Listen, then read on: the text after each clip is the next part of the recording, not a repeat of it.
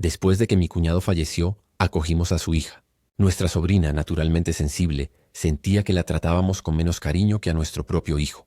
Incluso llegó a difundir rumores de que solo la habíamos recibido para quedarnos con la herencia de su padre. Mi esposo, que me amaba incondicionalmente, nunca permitió que eso se convirtiera en un problema, y mi hijo y yo seguimos haciendo concesiones sin imaginar que nuestra bondad terminaría animando a Moira a conspirar con extraños, quemando nuestra casa hasta reducirla a cenizas y arrebatándonos toda la fortuna familiar. Cuando volví a abrir los ojos, me encontré de nuevo en el día en que la habíamos adoptado. Allí estaba ella, fingiendo un llanto desconsolado y negándose a abandonar la casa. Me di la vuelta y me alejé, recordando lo que vi antes de morir.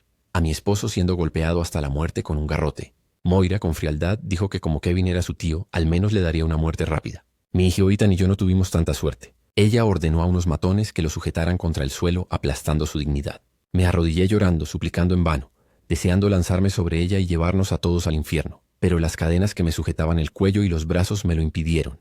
Fui obligada a presenciar cómo torturaban a mis seres queridos hasta matarlos, mientras mi sobrina, a quien yo había criado, reía como si todo fuera un espectáculo. Me atacó con amargo resentimiento, gritándome que ni siquiera le había comprado un vestido cuando era niña, que si era tan pobre no debía haberla adoptado, que debía haber robado la herencia de su padre para comprar la casa de mi hijo.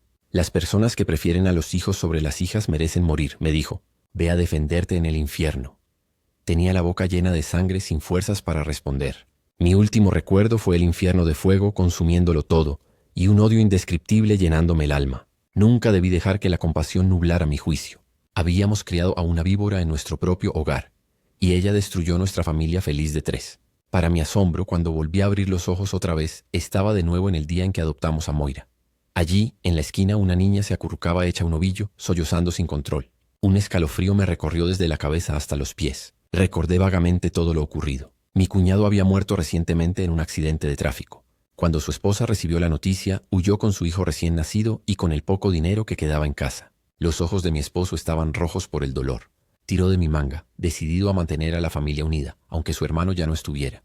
Pasamos noches enteras sin dormir y después del entierro, Moira quedó completamente sola. Sus abuelos paternos habían muerto hacía años y ningún familiar materno apareció en el funeral. Claramente querían cortar lazos con ella, como si no significara nada. Si nosotros no la adoptábamos, la pequeña Moira tendría que ser enviada a un orfanato. Kevin, recordando cómo él y su hermano se habían apoyado mutuamente en su niñez, prometió criarla como a su propia hija, tal como lo había hecho en mi vida anterior.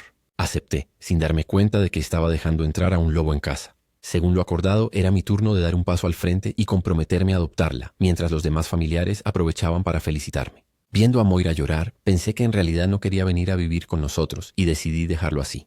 La observé con indiferencia cuando abrió los ojos sorprendida. Una risa fría se formó en mi pecho. ¡Qué actuación! La familia del tío de Moira siempre había preferido a los hijos sobre las hijas, y en cuanto la niña mostró algo de carácter, la obligaron a trabajar.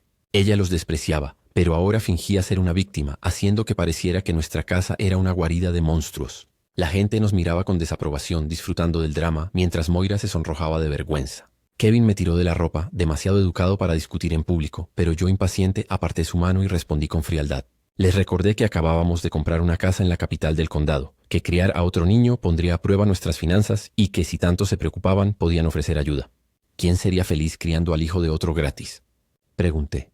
Todos somos gente común que apenas llega a fin de mes. Si no van a mover un dedo, no nos hagan sentir culpables con chantajes morales. Su desaprobación era palpable, pero no me importó. Mi hijo Ethan, ya lo bastante mayor para entender, se quedó callado y avergonzado. Kevin, incapaz de soportar la tensión, murmuró. Oye, habíamos hecho un trato. Es solo una niña, un par de palillos más en la mesa. Trabajaré más horas extra. Prometo que no afectará nuestro nivel de vida ni el de Ethan. Sus palabras abrieron una grieta en mi determinación, mientras los mismos que nunca ayudaban ahora se llenaban de consejos, diciendo que una hija era una bendición, que con un niño y una niña tendríamos la familia perfecta. Pero si era tan bendición, ¿por qué no la adoptaban ellos? Uno de ellos también tenía un hijo, pero era fácil hablar cuando no se sufría. Les respondí con enojo, y todos guardaron silencio, temiendo verse involucrados. En ese momento Moira dejó de llorar y se acercó a mí nerviosa, retorciendo el dobladillo de su vestido. «Tía», dijo con voz temblorosa, «me encantaría unirme a tu familia. No te costaré mucho. Puedo ayudar con las tareas de la casa y nunca tomaré nada de mis hermanos mayores». Sus palabras derritieron los corazones de todos, pero yo, que conocía su verdadera naturaleza, seguí fría. «No pienso adoptarte», respondí. «¿Está claro? No soporto la idea de compartir el amor de mi hijo. Por eso nunca tuve otro. Si nadie más da un paso adelante, irás al orfanato». Kevin, al ver la determinación en mis ojos, cayó de rodillas, hundiendo la cabeza entre las manos. Moira palideció, incapaz de hablar. Después de muchas discusiones, y sin que nadie quisiera responsabilizarse, Moira fue enviada al orfanato. Desde ese día me gané la fama de ser una mujer sin corazón. Decían que ni siquiera podía soportar a una niña pequeña. Pero si Moira hubiera sido un alma normal, la habría acogido sin dudar. Mi vida anterior ya me había enseñado que la compasión hacia los demás puede volverse crueldad hacia ti mismo. No pensaba sacrificar a toda mi familia por el bien del parentesco. Además, teniendo en cuenta que Moira aún no me había hecho daño en esta vida, ya era bastante magnánimo no guardarle rencor por sus acciones pasadas. No podía hablar de esas cosas sobrenaturales con nadie, así que tuve que tragarme el orgullo y soportar los chismes. Que dijeran lo que quisieran. Mientras mi familia estuviera a salvo, yo estaría en paz. Pensé que el asunto estaba resuelto. Kevin, si quería visitarla en vacaciones, podía hacerlo. 2 meses después salí del trabajo de buen humor y pasé a comprar hamburguesas y juguetes para mi hijo. En mi vida pasada, Moira había sido tan posesiva que acaparó toda mi atención y mi hijo terminó creciendo retraído y silencioso. Esta vez quería compensarlo. Pero al abrir la puerta, me encontré con Moira tumbada en el sofá, mientras Ethan hacía la tarea junto a ella, y ella le tocaba la cabeza con el dedo. ¿Qué demonios estás haciendo?, grité instintivamente. Moira se encogió como una bola, mientras Kevin, con una espátula en la mano, sonreía nervioso. Tranquilicé a Ethan, lo mandé a su habitación y arrastré a Kevin a la cocina. ¿Estás loco? Acordamos enviarla al orfanato. ¿Qué está pasando?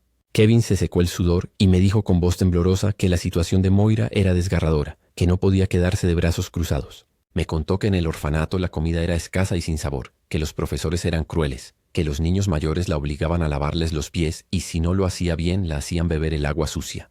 Casi me reí. Aquello sonaba exagerado, pero Kevin insistía en que era verdad y que no podía permitir que una niña tan pequeña sufriera. Es tan joven, dijo. No entiende nada y no tiene a nadie que la proteja.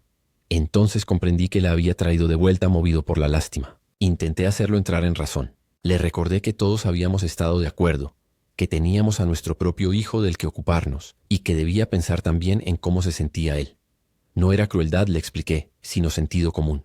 Ese orfanato había sido cuidadosamente elegido, con normas estrictas pero sin antecedentes de abusos, y la directora era una conocida de la familia, una mujer amable. Además, Moira no era ninguna débil. Nunca la vi perder en ninguna vida. No podíamos creer ciegamente las palabras de una niña, pero Kevin ya había tomado su decisión. Esta vez respiré hondo, y cuando Kevin me dijo, «Cariño, por favor, ¿podemos mantenerla hasta que cumpla 18?» Y Aidan apareció en la puerta suplicando que dejáramos quedarse a su hermana, prometiendo comprar menos ropa y saltarse los snacks. Entendí que contra Kevin aún podía endurecerme, pero con mi hijo no. Él era mi línea roja y no pensaba defraudarlo. Después de pensarlo mucho, acepté que Moira se quedara. Así la tendría a la vista y sabría cada uno de sus movimientos, porque si la soltábamos, con su carácter vengativo, cualquiera sabe qué represalias tomaría. Aún así le advertí claramente a Kevin. Un solo paso en falso y se iría de inmediato, y los tres saltaron de alegría frente a mí mientras yo reprimía la irritación. Llamé a Moira y fui franca. «Puedes quedarte, pero primero vamos a dejar claras unas cuantas cosas». Y ella asintió confusa, con los ojos brillando de una alegría que ni intentó ocultar. Puesta la decisión, me fui yo misma al orfanato a completar el papeleo. Pregunté por sus antecedentes a la directora y pedí copias de algunas imágenes de vigilancia para el expediente. La directora, con mucha diplomacia, me dijo que Moira estaba resuelta a irse, que no hacía esfuerzo por llevarse bien con nadie y que tenía un aire deliberadamente provocador. Cuando algún profesor intentaba corregirla, estallaba en sollozos histéricos y armaba un caos. El orfanato, aunque no lo dijo en voz alta, no estaba interesado en seguir cargando con aquella papa caliente. La maestra con sutileza me advirtió: «Moira es egoísta.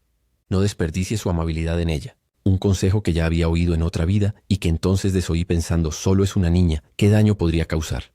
Pero esta vez me quedé helada un segundo antes de agradecer repetidas veces y por prudencia no conté nada a Kevin. Es demasiado descuidado y si no lo ve no lo cree. De vuelta en casa organizamos una gran celebración por la adopción. Moira cambió su abrigo gris y sucio por un vestido de princesa y alzó la barbilla intentando parecer que pertenecía al cuadro. Lo advertí pero fingí no hacerlo. Al comenzar el banquete, Kevin, en nombre de la familia, le dio la bienvenida. «Moira, desde hoy eres mi hija igual que Ethan.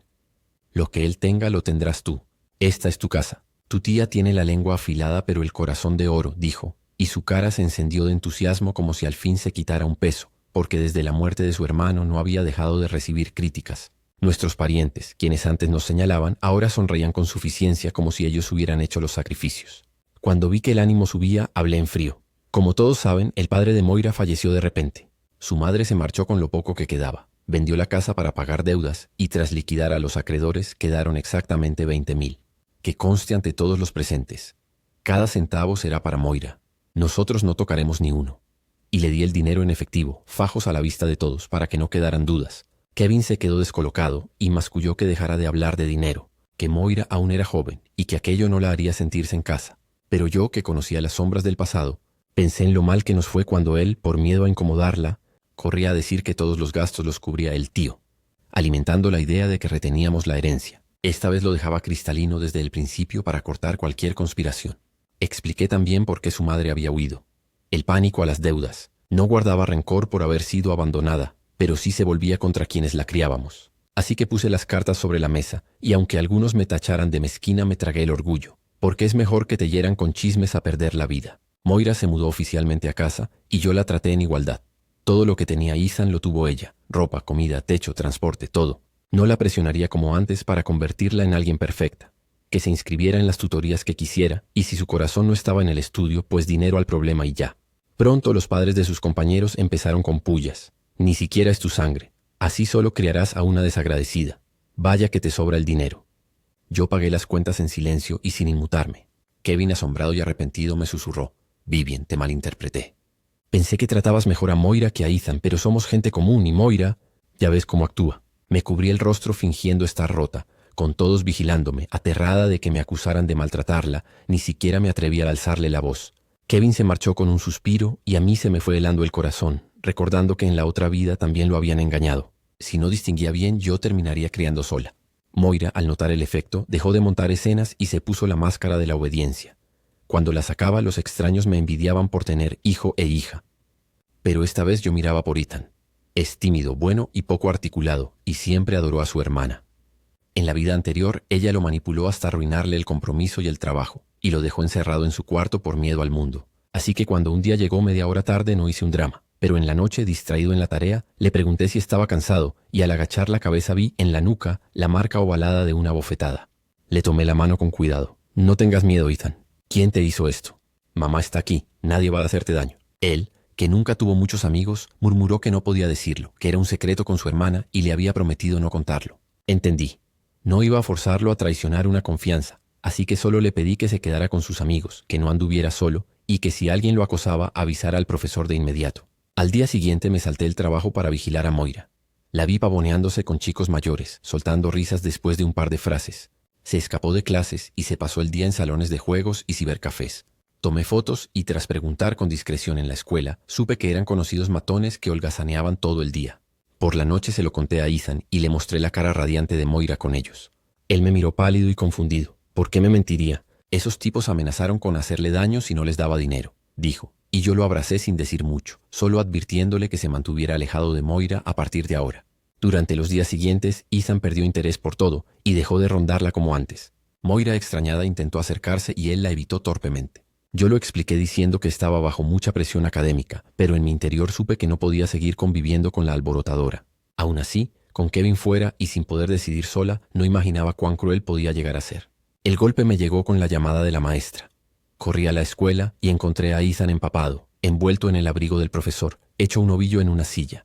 Lo tomé y él se aferró a mi cintura en silencio. La maestra, nerviosa, explicó que últimamente corrían rumores de que yo maltrataba a Moira en casa, que algunos niños habían visto a Ethan evitándola y lo creyeron, y unos chavales cercanos a Moira lo encerraron en un cubículo y le vaciaron encima un balde de agua, hasta que ella notó su ausencia y lo rescató. De paso me sermoneó. Estamos en el siglo XXI. Preferir a los niños sobre las niñas es inaceptable. Como madre, muestre compasión de un buen ejemplo a Ethan. Mi hijo temblando me defendió. Mi mamá nunca la trató mal, es la mejor mamá del mundo. Aún así, en el recreo una turba de críos comenzó a cantar Ahí viene la madrastra malvada, y el coro se esparció por todo el patio. Yo ya planeaba la transferencia de escuela, pero si nos íbamos sería con la frente en alto, así que pedí a la maestra que llamara a Moira para una confrontación. Moira entró sigilosa, y al verme se escondió detrás de la profesora, provocando miradas de reproche contra mí. Me mantuve impasible. Moira, ¿vas a decir la verdad o llamo a la policía para que investiguen como corresponde? Pregunté, y ella, todavía joven, dudó. Al final comprendí que no había sido tan meticulosa en su comportamiento como debía y que una investigación a fondo revelaría la verdad. Cuando mencioné llamar a la policía, Moira solo se aferró a una falsa esperanza. mientras los demás profesores me miraban con desaprobación y decían que eran solo niños y que las amenazas no debían ser mi primera respuesta, invitándola a contar lo que le preocupaba. Ella, mordiéndose el labio inferior, se negó a hablar, pero cuando nuestras miradas se cruzaron rompió a llorar y balbuceó. «Lo siento, tía, dije esas cosas porque estaba molesta. Ethan no quiso hablar conmigo. No sabía que acabaría así. No lo haré más, perdóname», intentando escabullirse con su tono lastimero. Entonces saqué el video del orfanato donde quedaba atrapada en una mentira y lo puse a todo volumen.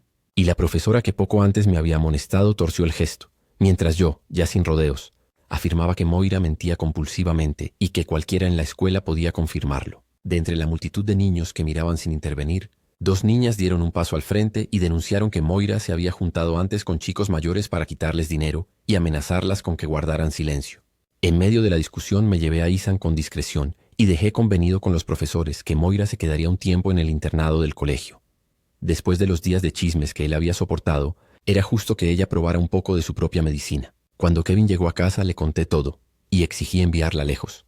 Su cara fue un poema de incredulidad, porque él solo atendía al trabajo y rara vez a los niños, y Moira, que sabía quién la respaldaba, jamás tropezaba delante de él. Le advertí que si se negaba nos divorciaríamos y me llevaría a Ethan, y mientras Kevin vacilaba, yo ya estaba a un paso de irme. Pero Ethan rompió a llorar al oír la palabra divorcio y prometió portarse bien. Kevin cedió por fin. Transferiríamos a Moira a un internado para minimizar el contacto y cambiaríamos también a Ethan de escuela para evitar que los rumores lo perjudicaran. Me aseguró que había entendido el daño causado y que sería más atento y menos adicto al trabajo. Y ver cómo la sonrisa de Ethan se hacía cada día más luminosa me alivió el pecho, porque incluso en las nubes hay un borde de luz. Moira se fue al internado y yo me limité a darle su asignación con regularidad. Para sus necesidades diarias jamás le faltaron los vestidos y el maquillaje que le gustaban.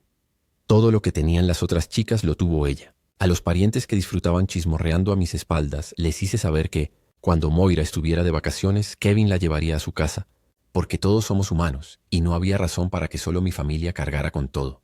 Así vivimos en relativa paz varios años, aunque sin freno, Moira se volvió el retrato de su padre. Pasar el tiempo con alborotadores locales, fumar en cadena, beber y actuar sin medida. Ni siquiera pudo entrar a secundaria sin que Kevin moviera hilos y engrasara manos, y yo no lo detuve, porque si tirar dinero al problema la mantenía lejos, era dinero bien gastado. El año que Moira cumplió 18, Ethan se graduó de la universidad, ganó una plaza en la administración de la capital provincial y se iba a casar con su novia de 3 años. Kevin y yo, felices, planeamos comprarles un apartamento y no lo oculté. Quería ver cómo reaccionaba Moira. En la vida anterior armó un escándalo exigiendo que también le compráramos una casa y amenazó con saltar del edificio para maldecir a la familia. La novia de Ethan, al enterarse de la hermana irrazonable, rompió con él, y Moira incluso le hizo una escena en el trabajo hasta destruir su reputación y que lo despidieran. Esta vez, cuando la noticia corrió, Moira no causó el estropicio esperado y casi creí que había renunciado, pero en realidad se había afilado. Dominaba las tácticas indirectas. En un video aparecía sencilla, sin maquillaje, el cabello enredado, con un fondo que cambiaba entre el colegio y una habitación oscura y ruina, y se fabricaba a sí misma como mártir de su hermano. Me adoptaron, debo pagar. Hacer tareas extra no es nada. Mi hermano necesita una casa para casarse, y yo aún estoy en secundaria. Puedo hacer trabajos ocasionales. No es que se favorezca a los hijos varones sobre las hijas, lo hago de buena gana. Casi ni entro a secundaria, así que estoy contenta. Sueño con la universidad, pero no podrá ser. Cuando acabe, trabajaré. Seré mi propia red de seguridad, ánimo. Alternaba un ceño lastimero con sonrisas entre lágrimas, y siendo sincera, cualquiera que no supiera la verdad se dejaría engañar. Ganó adeptos jugando la carta de la inocente, y bajo el supuesto de luchar contra la injusticia, aquellos seguidores desenterraron el pasado de Moira. La noticia de que pensábamos comprar una casa a Ethan se propagó, y los rumores crecieron como bola de nieve. Algunos llegaron a decir que yo vendía a Moira para financiar el hogar de mi hijo. Ella, de boquilla, repetía que todo era un malentendido y que la tratábamos bien, pero la turba no escuchaba. Hipócritas, adoptan para mandarla a un internado. ¿Por qué no envían a su propio hijo? Y asquerosos, explotan a su sobrina como sirvienta disfrazada de caridad. ¿Qué tiene de especial su príncipe mientras tratan a otros niños como basura? El internet lo diseminó todo, y el vecindario entero conocía su situación. Al ir al mercado, me salpicaban agua sucia a propósito, y el señalar y susurrar en la calle se volvió rutina. Kevin se daba golpes en el muslo, llamaba a Moira y le rogaba que explicara otra vez que no teníamos culpa. Ella respondía con un discurso suave, que no había incitado a nadie, que solo quería ahorrar para estudiar en el extranjero en un sitio decente, que era una broma y que explotaría en unos días. Y esa misma noche lo vendió. Dijo que exigiría retirar todo el contenido, lo que los foros interpretaron como que la habían amenazado. Por supuesto, no se quedaron quietos y la familia de 3 volvió a estar bajo ataque más feroz. Ethan nos tranquilizó diciendo que pensaría algo, pero ya supe por su novia que lo habían suspendido mientras investigaban el escándalo de relaciones públicas. Así que decidí citar a Moira para ver qué estaba tejiendo. Apenas la recordaba. Antes era la rebelde del pelo teñido y ahora se presentó con uniforme impecable, limpia, ordenada, la imagen de la estudiante modelo. Me sonrió tímida y habló con vergüenza. Tía, solo quería ganar algo de dinero para estudiar fuera. Nunca quise causarte problemas. Ethan, ¿cuánto te falta para la entrada? Déjame aportar más. Me criaron todos estos años y no quiero que me llamen desagradecida. Estalló en sollozos contra Kevin, alegando que la falta de una madre le impidió aprender modales, que solo era una niña sin saber distinguir, que mientras otros se aferraban a sus padres, ella estaba sola. Kevin quedó hecho un mar de lágrimas y si no fuera por mi segunda oportunidad, yo también habría caído. Con el corazón en la mano, le dijo que si necesitaba dinero para la escuela, se lo dirían, que todos apoyaríamos su educación y lo hablaría con Ethan porque su estudio iba primero. Moira asintió entre lágrimas con unos ojos de gratitud conmovedores, pero yo la tenía acorralada con la grabación y por eso mismo, todo el día se mostró impecable, sin un desliz, jamás admitiendo que ella era quien quería el dinero, jugando la carta de la lástima y lavándole el cerebro a Kevin con la misma táctica que a los internautas. Entre sonrisas cómplices, tío y sobrina planearon visitar la tumba del hermano menor para contarle las buenas nuevas, porque para Kevin un pródigo que vuelve vale oro. Y siempre se preocupó más por su sobrina de lo que se permitía admitir, frenado solo por respeto a Ethan y a mí. Viendo que mis esfuerzos fueron inútiles, apagué la grabadora harta y tras cenar nos despedimos. Al salir, Moira me pidió un abrazo y me susurró al oído. La anciana debe de estar decepcionada, pero no te preocupes. Conseguiré ese dinero, pase lo que pase. Y me lanzó una mirada desafiante. Sonreí cuando nadie miraba y Kevin no pudo evitar suspirar. El niño había crecido demasiado sensato para su propio bien. Al menos hice lo correcto por mi hermano, murmuró. Ya tiene 18, ¿puede cuidarse sola? ¿Acaso no le hemos dado suficiente importancia todos estos años? ¿Qué tonterías dices? Le corté. Moira es mi hija y no dudaré en ocuparme de lo que haga falta. Como mayor, no seas mezquino. Por fuera lo miré con calma. Por dentro estaba harta. En cuanto llegáramos a casa pediría el divorcio y, esta vez Ethan no me detendría, porque ya era adulto. Había aprendido a ver el favoritismo de su padre y entendía cuánto había sufrido yo por culpa de Moira. Si Kevin quería seguir costeando su educación, perfecto, pero después de dividir los bienes, que gaste su parte como quiera. Mi porción legítima, en cambio, que Moira ni la toque. Se acercaba el aniversario de aquella muerte de mi vida pasada, y cada día me sentía más inestable. No quería volver a tener nada que ver con Moira. Era el momento de un corte limpio. Kevin hizo un berrinche, pero yo estaba decidida. El mismo día que firmé, abrí una cuenta alternativa y reuní con registros meticulosos cada centavo gastado en Moira a lo largo de los años. Sumaban 300.000 con su firma al pie. Los 20.000 que dejó su padre eran una gota en el océano. Todos estos años estuvo en internados y nunca dejé de vigilarla. Me asomaba de vez en cuando, a veces contratando gente para tomarle fotos y videos. Ella, sin vergüenza, se jactaba. Esperen y verán, la fortuna de mi tío será toda mía. Me tratan como hija y hermana. La vi bailar provocativamente en un bar. La sancionaron por acosar a compañeras. Dispuse todas esas pruebas y, por último, mostré mi certificado de divorcio. Los internautas, con la buena voluntad estrellada en la cara, irrumpieron en su cuenta exigiendo que devolviera el dinero. No tuvo salida, la desactivó y desapareció. Esta vez su tío ya no tenía dónde depositar su desbordante cariño. Intenté contactarla un par de veces para saber si estaba viva, pero desistí ante el silencio. Aunque divorciados, jamás impedía a Ethan ver a su padre. Tras la desaparición de Moira, Kevin transfirió el dinero recuperado a nuestro hijo. Quédate con él. Le dije, no hacen falta ceremonias con tu propio padre, y menos dejar que una extraña desagradecida se beneficie. En la capital provincial la vivienda es una fortuna. Cualquier ayuda aligera tu carga futura. No soportaba ya oír a los pueblerinos chismear, así que alquilé un piso en la capital y tomé trabajos ocasionales para apoyar a Ethan. Con él ocupado, encomendó la reforma del apartamento a Kevin, que colaboró a diario sin una queja, y los meses volaron. Medio año después mi hijo se mudó y se preparaba para casarse. Entonces Kevin me pidió volver a casarnos. No respondí de inmediato. Moira era una bomba de tiempo y preferí mantenerme alerta para no ser arrastrada de nuevo a su desorden. En los días previos a la partida de Kevin lo vi desorientado, distraído, incapaz de verter agua sin derramarla. Volvió con las manos vacías tras media jornada de compras. Le pregunté qué pasaba y calló. Pensé que le costaba separarse y le di una charla. ¿A qué tanto alboroto? Nuestros hijos están en racha de buenas noticias. No busques problemas y ni se te ocurra mudarte con ellos. No lo permitiré. Ya habrá tiempo para que un hijo apoye a sus padres, pero ahora no. Él asintió sin ganas, hombre sencillo al que no le gustaba mentir, y lo dejé pasar. Ese día salió a comprar y no volvió en horas. Mi móvil vibró, una transacción grande. La tarjeta de Kevin seguía vinculada a mi número porque nunca la actualizamos tras el divorcio. El corazón me golpeó el pecho. Algo horrible había ocurrido. Lo llamé una y otra vez hasta que el teléfono pasó a buzón. Respiré hondo, pensé en todos los escenarios y solo me vino Moira. Si quería venganza, debería venir por mí, no por él, que siempre la trató bien. Aún así avisé a Ethan para que evitara lugares aislados y luego contacté a la policía. Si tardaban, todo se estiraría indefinidamente y yo no podía esperar. Puse mis sospechas sobre la mesa. Si probamos que Kevin se reunió con Moira antes de desaparecer, podremos ubicarla. Revisaron cámaras a lo largo de sus rutas y tal cual sospeché lo detuvieron varias veces y lo llevaron a callejones. Incluso hubo intercambios de dinero. Tras estrujarme el cerebro di con su posible escondite. La vieja casa autoconstruida que dejaron los padres de Moira, aislada, casi en ruinas, a la que solo volvían por derechos ancestrales, el mismo lugar donde, en la otra vida, sufrimos tormento antes de morir. Mis recuerdos eran borrosos por el miedo, pero todo encajaba. Con las piernas temblando di la dirección. Si aún no había llamado para chantajearnos, ¿qué le habría hecho a Kevin? Al llegar, hallamos huellas claras de Moira y su gente.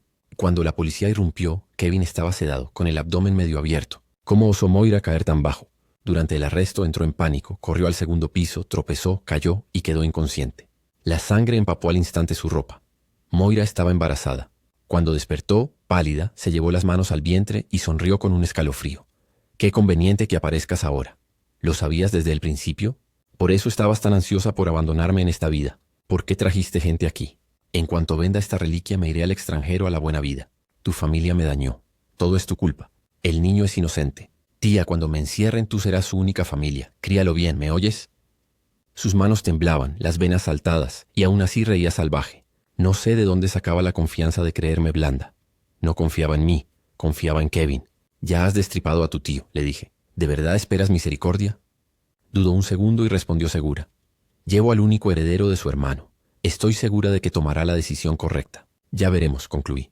Tras llevarse a Moira, seguí la ambulancia de Kevin de vuelta a la capital. El médico dijo que estaba bajo anestesia, que no había peligro. En mediodía, Ethan lo sabía todo y nos miraba con el ceño fruncido, tenso. ¿Cómo pudo papá tomarse tan a pecho algo así? Mamá, somos familia. Le tomé la mano y lo consolé como cuando era pequeño. Estoy aquí, no tengas miedo. Cuando Kevin despertó, guardó un silencio pétreo, ni preguntó por Moira. El bebé no sobrevivió. La joven había fumado, bebido, tomado fármacos y ni siquiera tuvo controles prenatales. Además recibió golpes. ¿Cómo habríamos podido protegerlo? Moira estaba resuelta a su venganza. No planeaba vivir mucho, planeaba convertir nuestros días en un infierno. Pero el destino no estuvo de su lado. La condenaron a cadena perpetua por secuestro y lesiones intencionales. Pasará el resto de su vida expiando. Desde mi renacimiento por fin puedo descansar. De vuelta a segunda historia. Tras la muerte repentina de nuestros padres, mi hermana quedó tan afligida que perdió el habla. Y para evitar a parientes codiciosos nos refugiamos en una cueva convertida en fortaleza, viviendo a medias como eremitas.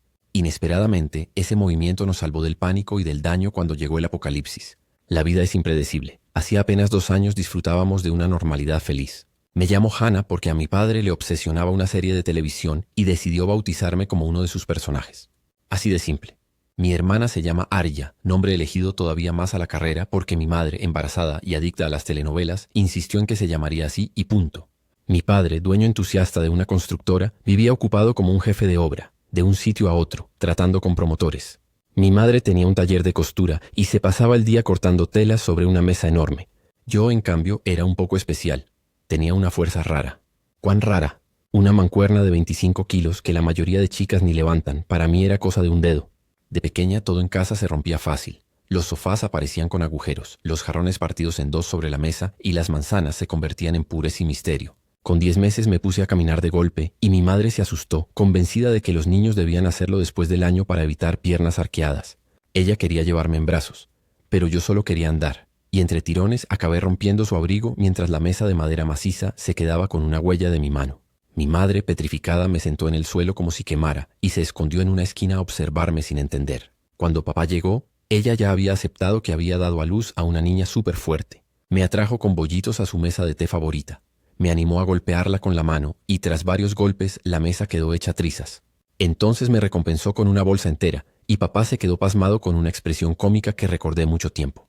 Desde entonces me siguió como un espía. Le costó años, muebles, electrodomésticos e incluso un dedo roto enseñarme a controlar la fuerza. Pero eso era apenas lo básico. Lo difícil era aprender a dominar mis emociones. ¿Cómo iba a lograrlo una niña? Me enfadaba sin comer, hacía berrinches si no me dejaban jugar, y si quería salir y no podía, acababa reventando la puerta de un manotazo. Ese poder destructivo llevó a mis padres a la desesperación. En el jardín de infancia cambié de escuela cada 6 meses, en primaria cada año, en secundaria también. La única excepción fue el bachillerato, donde aguanté 3 cursos seguidos y casi provoca una fiesta en casa. No es que me hubiera domado, fue que en 9º grado conocí a mi némesis. Mi mamá estaba embarazada y andaba increíblemente irritable.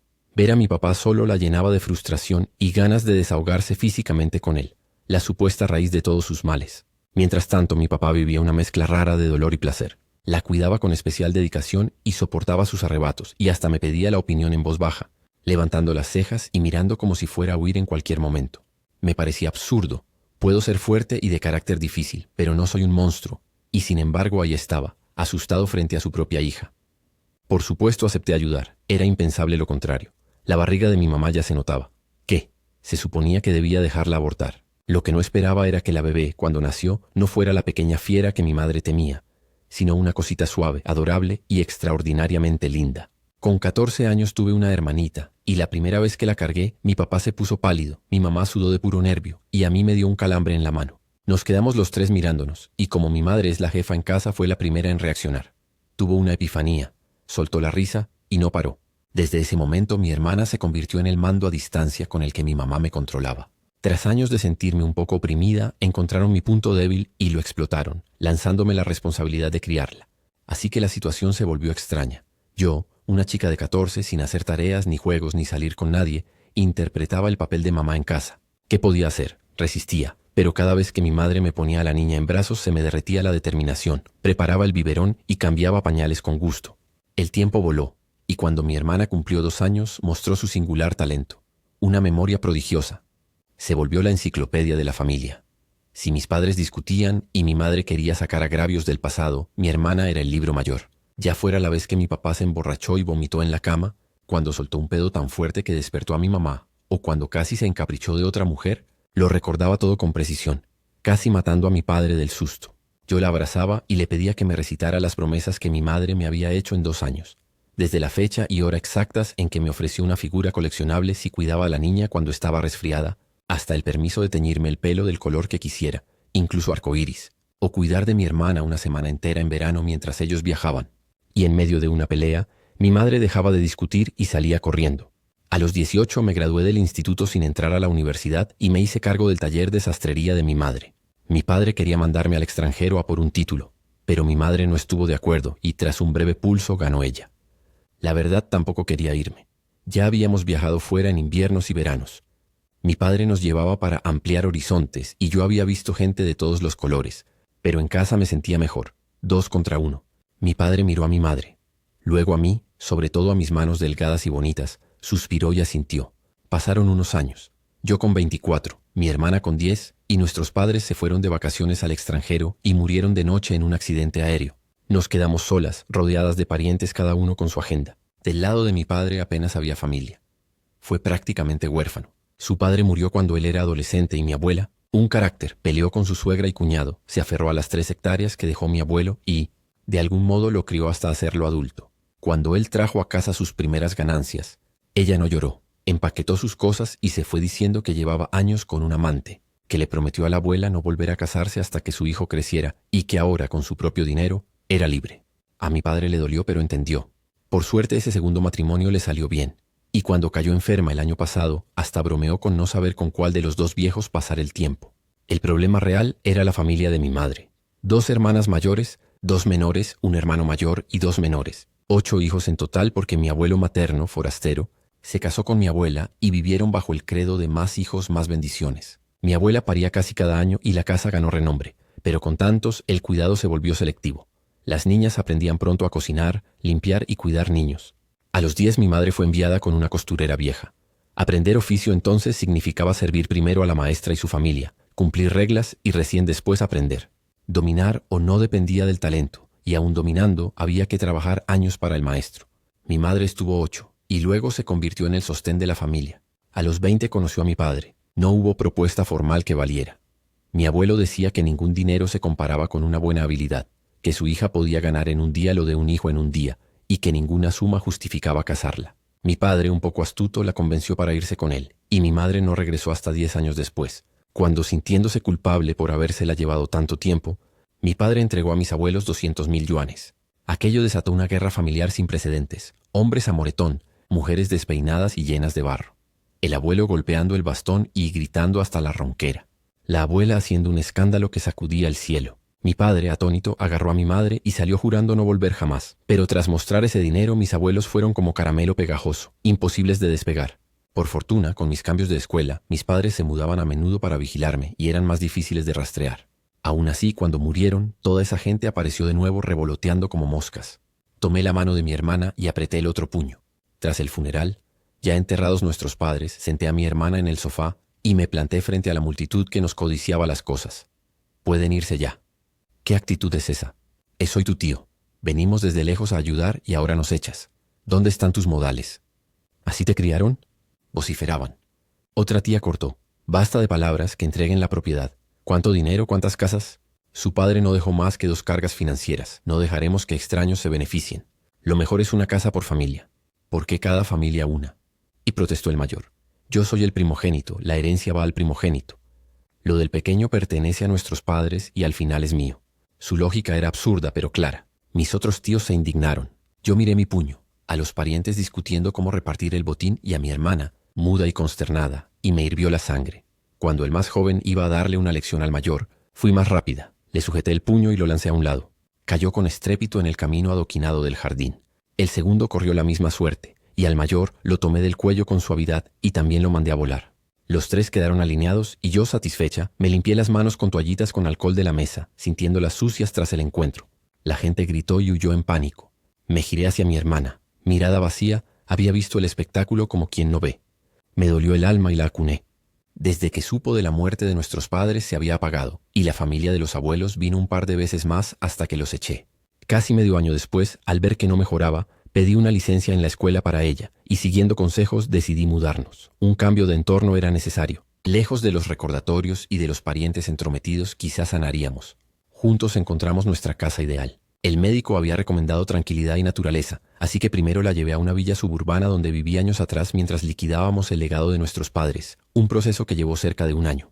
Conservamos solo la villa actual, y al ordenar todo comprobé que nos habían dejado lo suficiente para vivir sin angustias. Tras pensarlo, elegí una casa antigua en un pueblo rural de una ciudad de tercer nivel en el norte. Enclavado entre montañas de norte a sur, quedaban pocas familias, los jóvenes se habían marchado y muchos mayores habían muerto o se habían ido con sus hijos, quedando apenas 2 hogares. La casa que me interesó estaba arrimada a la montaña en el borde occidental del pueblo.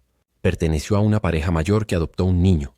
El hijo estudió, ganó dinero y reconstruyó la vivienda cuando volvió unos años, y luego se marchó al extranjero llevándose a sus padres para cuidarlos, dejando la casa vacía.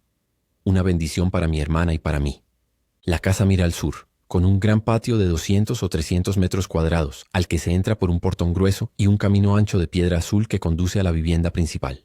Sobre el patio cuelga una sombrilla oval anclada a la montaña, hecha a medida por una empresa profesional para evitar desprendimientos de roca. Un testimonio de su resistencia. Fuera de la sombra, un muro espeso de tierra apisonada rodea el patio y trepan por él vides de trompeta. Con los años, sin mantenimiento, esas enredaderas crecieron salvajes. Treparon por las paredes, sobre la sombrilla y hasta alcanzaron la ladera detrás de la casa. Me encanta. La casa, protegida por las vides de trompeta, se funde con las montañas que la rodean y regala una agradable sensación de reclusión. La única desventaja es que la gran sombrilla anclada a la ladera está tan cubierta de enredaderas que el patio queda un poco oscuro, pero es un detalle menor. En verano se mantiene fresca, y si hace falta siempre puedo podar. A ambos lados del camino de piedra azul hay 6 huertos rectangulares de unos 3 metros por 1, separados entre sí por senderos de medio metro hoy cubiertos de maleza. Y entre los huertos y la casa se abre una franja pavimentada de 5 metros de ancho.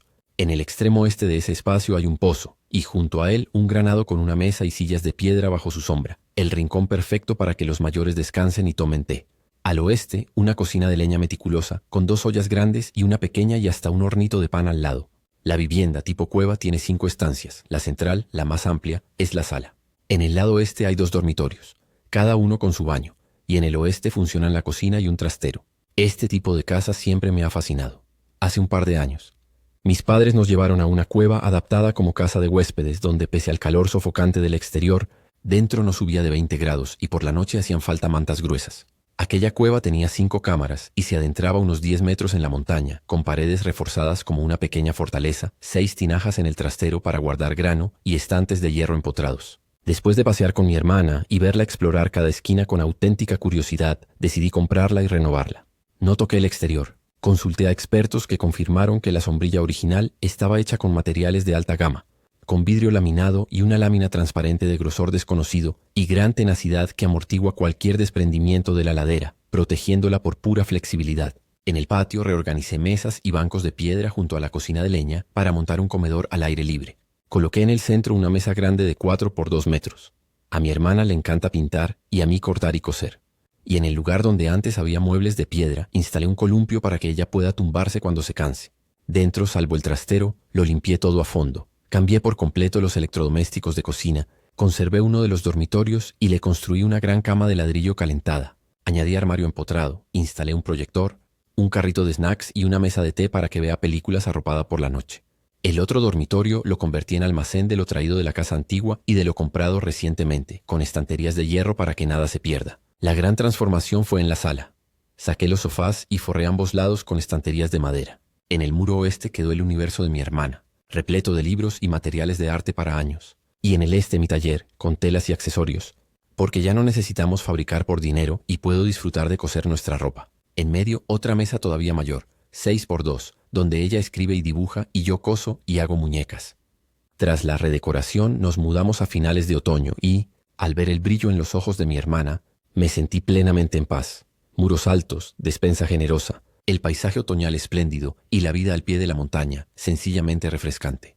Por las mañanas despertamos sin alarma. Yo voy a la cocina, pongo las gachas, salto un par de platos, caliento bollos o empanadillas. A veces tiramos por lo sencillo, leche, cereales y pan según lo que prefiera ella. Después recojo y mi hermana alterna entre la sala, el patio o el columpio y yo la sigo con mis telas.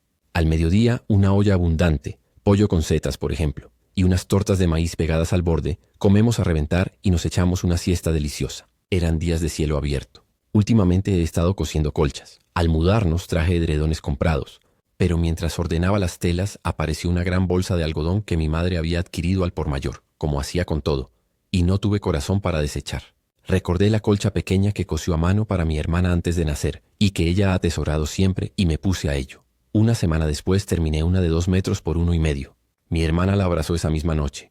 El impulso creativo me tuvo cosiendo sin descanso, y cuando me faltaba tela o algodón salía a por más.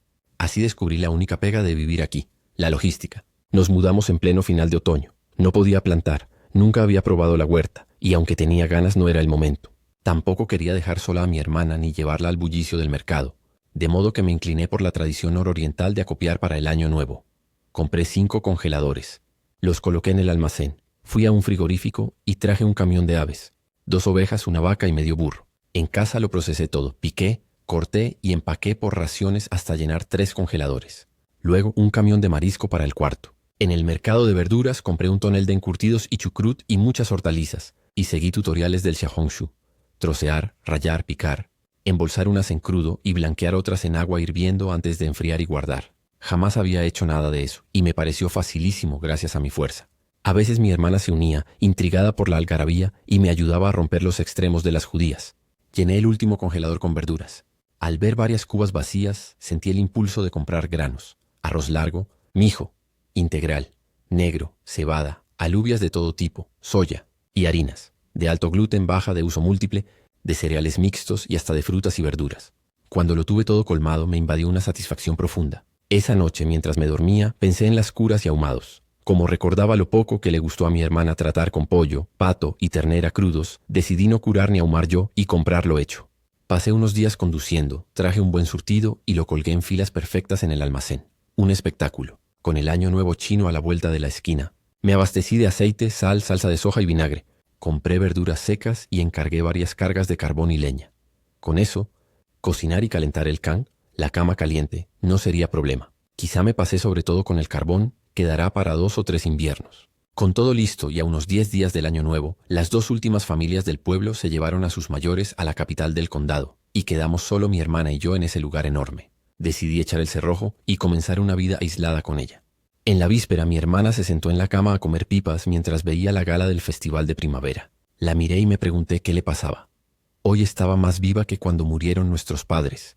Entonces se me pegaba como una sombra, sin hablar ni mover siquiera los ojos, y yo a duras penas tuve tiempo de llorar su muerte porque había que sostenerla. Entre reformas, mudanza y acopio, últimamente la veía más activa. A veces los ojos le brillaban y hasta esbozaba una sonrisa como ahora, que ríe en silencio ante la televisión. Pero ¿por qué no hace ningún sonido? ¿Cuánto hace que no la oigo llamarme hermana como antes? Cada mañana me despierto y compruebo rápido si la pequeña junto a mí sigue respirando. Suspiro sin ruido, me aparto, tomo el móvil y abro las cámaras de vigilancia. Quiero ver esa villa, a esa familia, a ver si ya han empezado a pelear. Desde que nos fuimos, abuelos, tíos y tías no han parado de llamar y escribir. Registraron minuciosamente la antigua casa de nuestros padres y hasta en una tiraron un muro, obligando al nuevo dueño a llamar a la policía. No respondí hasta diciembre, cuando dejé un mensaje en el chat familiar. Papá y mamá os extrañan y os han dejado la casa. Ojalá cenéis allí en Nochevieja. Quien se quede hasta el final se la queda. Instalé cámaras ocultas y preparé algunos efectos para un ambiente espeluznante. Si solo les interesa el dinero, que se lleven un susto. Y para mi sorpresa, aparecieron todos. Abuelos, 3 tíos con sus esposas, las tías con sus maridos y varios críos a los que ni supe de quién eran. Instalaron una gran mesa redonda en medio de la sala. Estaba desordenada con platos puestos al azar, más bien sobras traídas de casa que comida recién hecha. Y el grupo armaba un escándalo insoportable. El abuelo fruncía el ceño, mirando fijo su vaso de licor a punto de estallar. A su lado un tío fanfarroneó a gritos. «Papá, ¿cómo criaste a tu hija para que siendo joven se fugara con cualquiera? No os visitó en 10 años y cuando vino volvió a irse». ¿Todo fue en vano? Bebió otro trago y levantó la voz. Del otro lado, otro tío puso los ojos en blanco. «Mucho hablas. Buscaste a esas 2 chicas de Sony todo el año y no encontraste nada. Si hubieras hallado algo, ¿no lo habrías traído antes a casa del viejo?». El tercero miró alrededor nervioso. «¿No os parece que esa mayor da miedo? ¿Cómo puede una mocosa tener tanta fuerza? Casi me mata la última vez». Una tía remató con veneno. Salió al padre bandolero. «Lo vi grande y corpulento, no parece buena persona». La mesa zumba como mercado hasta que la abuela cortó el ruido. ¿Qué quiso decir esa deslenguada? Con quien se quede hasta el final se queda con la casa. Cayó el silencio. La tía menor balbuceó que hacía frío. Yo me reí, encendí la cámara, cambié la voz y susurré, porque ya he llegado. Todos se quedaron helados. Al instante el tío más joven saltó. «¿Quién anda ahí?» «La hija de San». «Y muéstrate», acertó. Me reí. «¿Estoy muerta, contento?» Se puso pálido, temblando, y el miedo se dibujó en todos los rostros. Una tía apretó al niño contra el pecho y le tapó la boca. Los dientes le castañeteaban. Yo me carcajé. «¿Queríais dinero?» Ya. La abuela tragó saliva y se desmayó entre alaridos que encendieron más gritos. Mujeres chillando, hombres roncos, todos igualmente desagradables. Alguien intentó huir. Tropezó y se mojó, pero al ver la oscuridad del exterior volvió a temblar. Un niño rompió en llanto y de pronto todos se dedicaron a calmarlo. El abuelo rugió «¡Silencio!» y fue recuperando su autoridad satisfecho. Se aclaró la garganta. «¿De qué tenéis miedo? ¿Acaso los muertos vuelven para mataros?» Intercambiaron miradas pálidas, bajaron la cabeza y miraron al viejo. Pensé, a este aún le queda espíritu, habrá que subir la apuesta. Y puse música de terror de una película. Una atmósfera espeluznante como si viniera del infierno. El sudor frío los cubrió y volví a reír. He salido arrastrándome del averno. El abuelo, que un momento antes imponía, se desplomó como un saco. Miré a mi hermana, riendo en silencio frente al televisor, satisfecha. Esos descarados por fin probaban su propia medicina. Iba a apagar la vigilancia para sentarme con ella cuando vi al marido de una tía levantarse de golpe. El cuerpo le osciló, giró rígido como un robot, agarró a su mujer y le mordió la cara arrancándole un trozo. Todo duró 1 o 2 minutos, demasiado shock para reaccionar, hasta que el grito de ella retumbó a la vez que el aullido de mi segundo tío, inmovilizado por mi tía abuela. Me quedé atónita. ¿Se habían vuelto locos de miedo? La gente ataca con los dientes. No pude pensar más. Casi todos entraron en movimiento, unos atacando, otros siendo atacados. A los minutos los mordidos empezaron a parecerse a sus atacantes. Fuerza descomunal y dientes afilados. Sangre, violencia, brutalidad. Me temblaron las manos y casi dejo caer el móvil. No era histeria. El grupo que hacía un instante intriga por una casa se había convertido en una docena de cuerpos rígidos y ensangrentados vagando como almas perdidas. El corazón se me apretó. Recordaba una película postapocalíptica con zombies idénticos. Apagué la cámara y al girarme vi a mi hermana dormida apoyada en el cabecero. Salí disparada a revisar la puerta principal, el portón del toldo, la alarma, el cuadro eléctrico. Cerré persianas, apagué las luces del patio. Aseguré puertas y ventanas de la bodega y regresé a acostarme junto a ella, serenándome al mirar su cara tranquila. Abrí el teléfono. La red hervía de gritos y mensajes desesperados. El virus zombie llevaba días incubando y hoy había estallado. Mordidas mientras encendían fuegos artificiales, ataques en la cocina preparando empanadillas, mordiscos nocturnos a oscuras. Dejé de leer. Abracé a mi hermana, la sien me latía. Habíamos encontrado un refugio con provisiones, pero ¿escaparíamos? E incluso evitando a los zombies, ¿podríamos esquivar a los vivos con segundas intenciones? Pasé la noche en vela. Por la mañana, cuando mi hermana despertó, le preparé fideos con marisco y salí del sótano. En medio del patio me quedé mirando el portón. Durante la noche, mientras descargaba películas, series, documentales y libros, calculé reservas y seguridad. En condiciones normales teníamos víveres para 1 o 2 años. Pero en el apocalipsis, ¿quién sabe? 1, 2, 3, 5, tal vez nunca volveríamos a la calma. Entonces nuestras reservas serían pocas, pero lo urgente era la seguridad. El antiguo dueño techó el patio con una estructura resistente cubierta de trompetas en flor, segura y sombreada, y nunca pensé en riesgos ocultos. Esa sensación de refugio partía de un orden social normal. Roto el orden, todo puede pasar. Con ciudades densas, un brote empuja a muchos al campo. Nuestro lugar puede tentar a algunos, y una casa con 2 mujeres podría convertirse en objetivo. Revisé más información. El virus apareció a la vez en todo el mundo. Tu mejor amigo puede morderte un segundo después. El que te da la mano puede ser portador. El gobierno pedía no salir mientras unos lamentaban vecinos infectados y otros pedían suministros. El panorama era negro. En libros y películas, los primeros días la gente se encierra, pero cuando falla el agua y la luz y no hay comida, salen y el caos se desata. Más peligrosos que los zombies son los humanos desesperados que no se detienen. La lucha por víveres se vuelve brutal. Selección del más fuerte. Unos caen al fondo, otros ascienden como tiranuelos. Los zombies quizás se erradiquen, pero reconstruir el orden humano lleva tiempo y peligros. Y el apocalipsis no es solo un virus, calor extremo, frío, sequías, inundaciones. Pensé demasiado y me asusté. Me giré. Mi hermana dibujaba tranquila en la mesa del patio. Decidí salir. Arya, quédate dibujando, amor. Voy al pueblo a por cosas y vuelvo pronto. Parpadeó y siguió con su lápiz. Cerré tras de mí y corrí a las casas que quedaban. Al finalizar el día volví con comestibles. Fruta, frutos secos, conservas, leña y toda clase de artículos, llenando el patio. De noche arrastré una roca para atrancar el portón y me trincheré con gavillas de tallos de maíz apiladas por capas contra los muros, como suelen secarse al sol. Desde lejos parecía un paredón de haces. Me escurrí por el hueco entre la roca y la puerta. Cerré por dentro y me senté junto a mi hermana, absorta en la gala del festival de primavera. Y el alivio me venció hasta dormirme sobre la mesa. Días después me dediqué a ordenar el patio con cuidado de no saquear a quien pudiera volver. Había estudiado a los vecinos y solo toqué una docena de casas de ancianos cuyos hijos vivían en otras provincias y llevaban años sin regresar. Grano quedaba poco, pero leña abundante. Coseché media plantación de coles abandonadas. Traje un semisótano repleto de zanahorias, patatas, rábanos y unas cajas de manzanas, todo en mitades.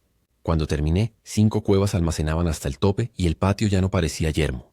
Del almacén saqué telas de cortina viejas de mi madre. Los zombies acuden a la luz y son sensibles a olores y ruidos, y aunque las enredaderas cubren, me preocupaba el resplandor nocturno. Con la tela de apagón cubrí todo el solarium e hice una persiana manual para subirla de día y bajarla por la noche. El móvil no paraba de quejarse con alertas, y de momento en nuestra montaña no había rastro de zombies ni de otros vivos. Con víveres, pozo, cobijo y electricidad, la empresa solar que arrienda los montes nos la da gratis. Estábamos bien asentadas. Si cortan la luz, viviremos en modo primitivo. Ya hicimos lo que tocaba. Entonces me incorporé. Aunque los aldeanos se marcharon, la empresa solar tiene un pequeño patio y bungalows al pie de la segunda montaña al este. No tratan mucho con el pueblo, pero quizá alguien quedó de guardia. No les faltarán suministros, pero no sé cuántos son, si nos han notado o si podrían ser amenaza. De nada sirve temer ahora. Lo dejo al destino. Pasaron los días. El 7º del primer mes lunar suele ser laboral. Internet cayó y mi hermana aceptó encantada las películas y series que descargué en un disco. Le gustan los documentales, aunque prefiere dibujar y escribir en la mesa. El día 15 del primer mes celebramos con un cuenco de tangyuan bolas de arroz dulce. A ella le encantan las de cacahuete y las comió con los ojos entrecerrados de placer. Sonreí, recordando cómo en otros festivales de las linternas mamá amasaba las suyas con masa teñida de fruta del dragón, espinaca y pimiento rojo y las rellenaba de 1000 sabores, mientras mi hermana y yo ayudábamos. Hacíamos mucho, reíamos y charlábamos, recuerdos suficientes para toda la vida. Este año yo no estaba de humor, y como en casa no teníamos fruta del dragón ni arroz de levadura roja, hice los tangyuan solo con harina de arroz glutinoso blanco y, por suerte, aún quedaba harina de mijo amarillo. Así que preparé también unos amarillos. Mi hermana ayudó, pero la noté distraída y la mandé a ver la tele. Cuando se durmió, me levanté a revisar la vigilancia. Desde que atranqué el portón, la cámara instalada a media ladera, detrás de la casa, es mi única ventana al exterior. Lamenté no haber puesto más al mudarnos, pero agradecí la previsión de aquella, que me costó montar con ayuda de un técnico que, por lo irregular de la señal en la montaña, me montó una red local para verla sin internet. La idea era colocarla algo alta y oculta para saber si alguien se acercaba. Como era de esperar, no había nadie cerca. Revisé la reproducción. Calma y soledad, salvo que hacia el mediodía una figura cruzó el pueblo de enfrente. Reduje la velocidad y vi a un joven alto y delgado, con gafas, entrar a una casa y salir luego con una bolsa abultada. Al irse miró hacia mi casa y un escalofrío me recorrió. Su ropa no era la de los aldeanos. ¿Un fugitivo de la ciudad? Revisé varias veces. La cámara enfoca un sendero que lleva al pueblo, pero no captó vehículos ni más gente en todo el día, lo que sugiere que el hombre era local o quizá el empleado que quedó a cargo de la empresa solar. Fuera como fuera, también iba por suministros. Durante varios días lo vi merodear al mediodía, siempre con una bolsa llena y siempre lanzando una mirada hacia aquí, hasta que me convencí. Era personal de la eléctrica y quizá el único que quedó. La duda era si sería benévolo o codicioso. No me asusta enfrentar a 3 o 5 hombres con mi fuerza, pero sí que pueda cortar la luz para forzarme, o peor, negociar mi casa si aparece otra gente, exponiéndonos a mi hermana y a mí. No podía quedarme sentada, debía prepararme. Cuando el hombre dejó de dar vueltas, deduje que ya había levantado casi todo lo útil del pueblo. Pocos días después, por el caminito de la entrada, regresó una familia de 5. Abuelo, hijo, nuera, nieto y la madre de la nuera, en una camioneta. Pálidos de pánico, directos a su casa, que está justo detrás de la mía. Por mis observaciones, el de las gafas no había tocado esa vivienda. Igual que yo, contaba con su regreso. Con ellos dentro, el pueblo quedó inquietante de día y negro de noche, como un caserío fantasma. A los pocos días volvió otra familia. Una pareja con un chico de secundaria que entró en la casa del viejo Wong, a quien su hijo se había llevado antes de Año Nuevo. Mi corazón se hundió. En un pueblo de 50 o 60 casas, aunque muchos ya viven fuera, apenas volvieron 2 hogares, y a uno le faltaba un miembro. ¿Y los demás? Encerrados en la ciudad o infectados. Aquella noche guisé ganso con pan de maíz. Desde que vi al hombre de gafas dejé de esconderme al encender el carbón. Ellos y esas 2 familias sabían que vivimos aquí, así que ya no tenía sentido ocultarme. A mi hermana le encantan las patatas blandas. Comió varios trozos de pan y patata y dio unos bocados de carne. Con su vientre redondito sonreí. La saqué a caminar media hora por el patio y la dejé ver la tele. Entretanto fui al trastero por la onda de papá, que de joven cazaba gorriones de hambre y de adulto por afición. Llegó a comprar tirachinas profesionales. Soñó con hacer de mi fuerza una puntería famosa. Me entrenó con sus amigos y, cuando empezaba a destacar, mamá lo cortó de raíz. Ahora retomé la destreza. El viejo Wong ha vuelto, y bien usadas, las ondas son fascinantes. Papá dejó un baúl de tirachinas y cajas de bolas de acero, incluso una con mira láser que me regaló al principio. Se me humedecieron los ojos, pero me obligué a centrarme. No es momento para sentimentalismos. Necesito precisión para proteger a mi hermana. Para no malgastar munición, pinté dianas en la pared de leña y practiqué con piedritas del huerto hasta hacerlas polvo. Luego afiné disparando cuñas de madera cortadas con hacha que sorprendentemente penetraban el blanco. Mi hermana me miraba curiosa y quise compartir. Le di la onda con mira, le enseñé a apuntar y disparar. No es fuerte, pero es precisa, y sus aciertos la entusiasmaron. Practicar con la onda se volvió parte de nuestro ocio. Llegó el día del dragón, levanta la cabeza, y preparé dulces de cacahuete y de soja. A ella la fragancia del cacahuete le frunce los ojos de gusto. A mí me encanta la dureza crujiente de la soja. Cuando se durmió la siesta, encendí las cámaras y vi algo extraño. Un hombre encorvado avanzaba en pijama gris, la cabeza casi pegada al pecho, balanceándola a cada paso. Hice zoom y un frío me recorrió. Era el viejo Wong, pero no el de buen corazón, sino un zombi. Detrás venían otros, hombres y mujeres, jóvenes y viejos. Si los conociera por nombre me helaría de horror. Se dirigieron a su casa y pronto oí, a través del móvil, golpes en la puerta, los alaridos de la nuera y luego el silencio amortiguado. El resto del día el pueblo quedó con ese martilleo persistente hasta que, de noche, los zombis dejaron de golpear y se movieron más rápido que de día, patrullando sobre todo alrededor de esas 2 casas, como si olieran la vida. Pasé otra noche en vela. Por la mañana herví empanadillas que teníamos preparadas. A mi hermana le gustan mixtas, a mí con chucrut. Comió con ganas, aunque con poco apetito. Dejé la vigilancia encendida mientras ella leía en la sala, y yo, sentada en la mesa del patio, jugueteaba con la onda.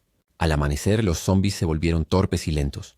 Si algún día hay que tratar con ellos, será de día. Pensé en si las 2 familias tomarían alguna acción o se contentarían con resistir puertas adentro. Los días pasaron así, lentos y necios de día, menos torpes de noche, pero siempre tontos, buenos para golpear puertas y poco más. Con el tiempo mi miedo se atenuó. Su presencia espantaba a forasteros y nuestro pueblo se volvió relativamente seguro. La situación, Fuera están ese hombre con gafas y 2 familias, todos conscientes de que vivimos aquí. Temí que, si se les acaban los víveres, nos miren, pero con zombis en las calles no se atreven a salir. Por ahora estamos a salvo. Aún así alguien vino. Nuestra vida es muy ordenada. Despertamos, cocinamos, comemos, practicamos con la onda para mantenernos en forma. Ella lee y pinta, yo coso colchas y ropa. Este invierno no hizo frío. Aunque tenemos el can caliente, el patio suele ser gélido, lo que fue anormal. En torno al año nuevo siempre nieva fuerte, y este año ni un copo, ni lluvia ni sol, un cielo plomizo. Me propuse convertir todo el algodón en edredones y ropa acolchada, porque no sabemos cuánto durará esto, y mi hermana seguirá creciendo. Como temo atraer al viejo Wong con el ruido, coso todo a mano. En febrero se desataron lluvias torrenciales, como si las nubes se hubieran cargado todo el año. Un aguacero con truenos lavó el mundo entero durante un día. Observé a Wong y su grupo empaparse con la cabeza en alto, la ropa hecha jirones y la piel como para desprenderse. Tras la lluvia llegó una primavera que pasó en un suspiro. Era abril cuando apenas nos quitamos las chaquetas y ya íbamos en manga corta. Las cebolletas, los tomates y las lechugas que sembré estallaron en verde exuberante a los pocos días. En otro momento me habría alegrado, pero ver el mundo reverdecer tan rápido, las enredaderas trepando a ojos vistos, me apretó el pecho. El verano fue abrasador, tanto que a ratos no podíamos estar ni fuera ni dentro. De día en el patio, a pesar de la sombra que dan las vides de trompeta y del toldo, el sol casi no entra. Pero la temperatura igual se dispara a 35 o 36 oC. El señor Wong y los suyos se han ido quedando en puro hueso. La carne podrida cayéndoseles de los cuerpos bajo el calor abrasador, hasta que solo quedaron esqueletos. Aún se movían, aunque sin agresividad. Uno tropezó con una piedra y jamás volvió a levantarse, así que indestructibles no son. Mi hermana y yo apenas podíamos soportar fuera de la cueva. Y aún dentro el termómetro marcaba 24 o 25 oC, cuando lo normal en estas viviendas es estar por debajo de 20 oC en verano y en lo hondo a 14 o 15 oC. Arya, con su vestido de flores, miraba a menudo hacia afuera y yo suspiraba, sabiendo que no ve nada. El patio lo tapan las enredaderas. Llevábamos más de 3 meses sin salir de aquí y dudé si contarle toda nuestra situación. En mayo, aniversario de la muerte de nuestros padres, encendimos incienso, quemamos papel moneda y nos inclinamos ante sus retratos. Mi hermana se quedó muda, fija en sus caras, y luego guardé los cuadros, la tomé de la mano y la llevé a la sala. Arya, se han ido, pero no del todo. Viven en tus recuerdos y en los míos. Nos amaron y los amamos. Hay que mirar adelante, no quedarnos atrapadas. Yo también estoy triste y asustada. Ojalá me hables. Protégeme, Arya. Ahora solo nos tenemos la una a la otra. Sus lágrimas empezaron a caer para mi sorpresa. Desde que murieron no había llorado. Era como una muñeca de madera que escribe, dibuja, come, pero ni habla ni llora. La abracé. No llores, es culpa mía por apremiarte. Te tengo y basta. Si no quieres hablar, no hables, pero no llores. Entonces, junto a mi oído, escuché un susurro. Hermana. Me quedé helada. Al mirarla vi lágrimas en las comisuras, pero una sonrisa leve en los labios. Hermana, lloré en silencio. Por fin quiso hablar. Esa noche nos acurrucamos y conversamos mucho rato. Yo conté casi todo y ella, serena, asentía, respondía o preguntaba. No parecía ignorante de lo ocurrido, más bien perdida entre pasado y presente. Cuando se durmió salí al umbral, miré el cielo brumoso y lloré con rabia. Solo el cielo sabe lo tortuosos que fueron estos días. Si fuera sola no temería nada. Incluso podría ir a buscar a nuestros padres. Pero tengo a mi hermana, frágil, y su seguridad vale más que mi vida. Gracias al cielo mejora. Al calmarme encendí el móvil para revisar las cámaras y pegué un salto. Entraban coches al pueblo. 2 por la altura y el espacio de faros parecían camiones. ¿Quién conduce 2 camiones en plena noche hasta aquí? Se detuvieron en la entrada y tras un parpadeo de oscuridad oí puertas pateadas, gritos, blasfemias y hasta disparos. La garganta se me cerró. Una masacre. Los alaridos de la nuera del viejo Wong se escuchaban hasta el cielo. Bajé el volumen y seguí con el corazón en la boca, cuidando de no despertar a Arya. Los motores zumbaban y los faros cortaban la noche como ojos de lobo. Dentro de la casa del viejo Wong hubo destellos. Un flash quizá. Y súplicas, piedad. Y otro disparo acalló al nieto. Un hombre de mediana edad rugió de furia y cayó también con un tiro. En minutos 3 vidas se apagaron. Me temblaban las manos. Esa familia apenas había escapado de la ciudad, sobrevivido al padre zombificado golpeando la puerta todo el invierno para morir así, sin opción, ante forasteros que reventaron el cerrojo y abrieron fuego. O quizá no eran tan desconocidos, pero igual fueron verdugos. No tuve tiempo de procesarlo. Salieron de esa casa y corrieron, 5 o 6 por las voces y pasos, saqueando una por una, puertas abajo. No hay nada vacío. Aquí igual. Tras una docena de viviendas, alguien gritó. Ya decía yo, este pueblo solo tenía a esa familia. Y entendí. No atacaron a Wong porque supieran que había gente, sino porque su casa estaba justo en la entrada, junto a los camiones. Después irían a la del hijo del abuelo, la siguiente, y mi pulso se disparó. De pronto oí un grito y enseguida una maldición. Da, casi me matas del susto escondiendo un zombi. Risas y otra voz. Cuando son esqueletos se patean y crujen. Y un tercero cortante. Basta de jugar, seguid buscando. Lo que haya lo cambiamos por munición. Parece que hay alguien en esta casa, dijo otro. Y se me hundió el alma. Era la del hijo del abuelo. Me afirmé contra la puerta. Tanteé en el almacén. Agarré una honda y bolas de acero. No iba a dejar que esos matones mataran al anciano que nos regaló una manzana grande al llegar al pueblo. Abrí con cuidado el doble portón, aseguré por fuera y me deslicé por el hueco junto a la roca. Los tallos de maíz, resecos tras el invierno, crujían con solo rozarlos y yo me quedé rígida. Iba a apartarlos cuando estalló otra ráfaga. Una risa áspera. ¡Qué aburrido! No hay jovencitas bonitas. Y otra voz lo fulminó. Morirás por una mujer, idiota. El tal Xiao se carcajeó y el jefe escupió. Cierra la P. Boca. Rápido, mira qué más tiene la casa. ¿Cuántos son? Un viejo, una pareja y un niño, ¿no? Otro les recordó cómo murió Luda a manos de una anciana. Y el fanfarrón iba a replicar cuando su voz se cortó. Vino un caos de maldiciones y disparos, y al rato el jefe gritó, «Xiao ha caído». Todos alerta. Durante 2 o 3 horas saquearon lo poco que quedaba, cargaron lo hallado en las casas del viejo Wong y del hijo mayor. Se quejaron, «¿Volvemos o dormimos?» Y el jefe gruñó, «Al siguiente pueblo». Aquí no hay nada y perdimos a Xiao. Los 2 camiones rugieron hacia afuera y sus luces se hicieron puntitos hasta desaparecer. No sé cómo volví. Me senté en la mesa del patio, abrazándome, temblando. El granado que toca el toldo había crecido salvaje. Cuando llegamos apenas vivía por falta de sol. Pensé en cortarlo, pero el tronco era proporcionado y las ramas bonitas y lo dejé. Al final de primavera con el verano se disparó y hasta dio una docena de frutos. Viérame allí, serruchando alguna rama, mientras Arya, agachada en el borde del huerto, susurraba. «Hermana, todo está creciendo demasiado rápido, no está bien». Y tenía razón. Era julio y desde marzo ya había cosechado 6 veces. Sin saber de jardinería, el sentido común dice que lechugas, tomates y rábanos no maduran en 20 días. Y yo, que apenas sé sembrar y regar, mucho menos abonar o controlar plagas, aunque bichos hay pocos, una noche arrojé por capricho semillas de manzana, pera y uva en el barbecho frente al portón, imaginando que quizá brotarían y disimularían el sendero. Y no solo brotaron, crecieron como bambú tras la lluvia y ya me superaban. La vid de uva iba aún más veloz, enroscándose en los arbolitos hasta cubrir casi todo el claro frente a casa, lo que me dio cierta tranquilidad. La última vez que vinieron ladrones era de noche y su atención estaba fija en las viviendas de gente como el señor Wong. Con el frente cubierto de verde y sombras, tal vez, solo tal vez, pasemos desapercibidas. Los saqueadores salieron con tanta prisa de la casa del señor Wong que ni notaron el sendero serpenteante que lleva a la nuestra. Si alguien volviera, sobre todo de día, le sería difícil no verlo, y solo de pensarlo me corrió un sudor frío por la espalda. Me escabullí para esparcir piedras y cachivaches por el camino, con cuidado de no exagerar para que no pareciera una trampa, y tiré también unas cuantas semillas sin pensar mucho.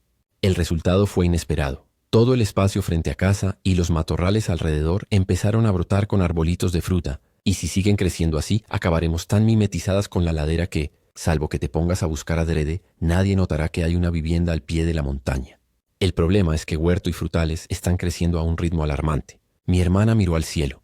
Hacía mucho que habíamos bajado todas las cortinas opacas, pero apenas entraba luz porque la enredadera de trompeta cubría por completo el toldo. Le sequé el sudor de la frente y la llevé dentro. En la cueva marcábamos 28 OC, pero se sentía extrañamente fresco comparado con el patio, que ya era un baño de vapor nada más dar 2 pasos fuera. La gran cocina exterior llevaba tiempo inutilizable. Últimamente cocino dentro, sin leña. Me da miedo encender fuego con este calor, y tirando solo de electricidad.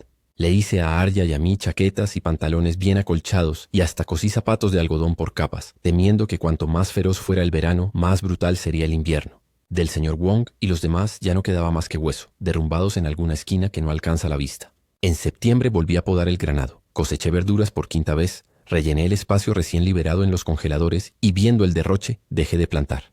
Seguir así era absurdo. Cada día revisaba el arroz, el aceite y las reservas por si se estropeaban. Y justo cuando abrían las primeras granadas vi otra vez, en la cámara, la sombra de aquel hombre. Andaba por las casas recogiendo fruta, casi todos tenían 1 o 2 frutales, con una bolsa al hombro. Madrugaba, salía con el sol y terminaba antes del bochorno. En los campos habían quedado granos de maíz y cacahuetes que también habían brotado, y él los iba levantando. ¡Qué listo! Ya no me interesaba acarrear comida. Teníamos de sobra, pero la fruta me tentó. No dura. La del año pasado voló hace meses, y a Arya solo le queda algo de congelada. No quería disputarle nada a ese hombre, así que puse la mira en la montaña grande tras la casa, me colgué la honda y me enfundé un camuflaje de los que mamá me había ajustado en secundaria. Abrí la puerta. Mi hermana me miraba con brillo en los ojos. Le sonreí. Arya, quédate segura. Vuelvo pronto. Subí. No es alta, 300 o 400 metros, pero es brava, sin senderos, hierba densa y árboles altos. No se oían carreteras ni se veían humos de chimeneas. Los edificios lejanos se fundían con el cielo. La maleza prosperaba sin freno y no había gente. Parecía que el mundo se hubiera detenido, o mejor, que todo salvo los humanos se hubiese puesto verdaderamente vivo. Rodeé la montaña sin pasar a otras. No soy codiciosa, y bajé con una cesta de peras. Al día siguiente traje espinos grandes y rojos como albaricoques e hice tangulú. A Arya le chirriaba la acidez, pero no podía resistirse. Luego albaricoques, cocimos mermelada con azúcar de roca, después pimientos, luego azufaifos, después manzanas. Como un hámster, acarreé cuanto reconocí. Arándanos silvestres, dátiles agrios, moras y hongos. Lo desconocido ni tocarlo. El calor se volvió insoportable. La cueva llegó a 32 y afuera el patio parecía a 50 ni de noche refrescaba. Desde el brote hacían ya 8 o 9 meses sin una sola lluvia y aún así el aire pesaba. Moví más leña porque sentía que el invierno sería cruel. En mi última salida me crucé con un animal que no identifiqué, perro, lobo, zorro, y lo espanté con la honda, asustándome yo también. Decidí no salir más. Dentro y fuera, la cueva estaba llena de lo que había traído. Tocaba parar y clasificar. Lo almacenable, a la despensa. Lo frágil, en rodajas para secar, en frituras para quitar humedad o convertido en mermeladas, para que en invierno Arya probara algo familiar. En octubre refrescó de golpe, con truenos que rajaban el cielo y una lluvia con gotas como puños. El toldo, a pesar de las vides, sonaba atronador. Arya salió acurrucada a mi lado a mirar el telón negro de agua y la arrullé hasta dormir. La lluvia siguió esa noche y 3 días más, anegando las casas bajas de la aldea, mientras la nuestra, más alta, resistía. Llovió un mes entero. De las casas del señor Wong apenas asomaban los tejados. Algunas desaparecieron y tras tanto tiempo sumergidas se vinieron abajo. Los arbolitos frenéticos de la entrada quedaron inclinados y cubiertos. El día que paró, Arya lloró en mi hombro y yo tragué mis propias ganas de hacerlo.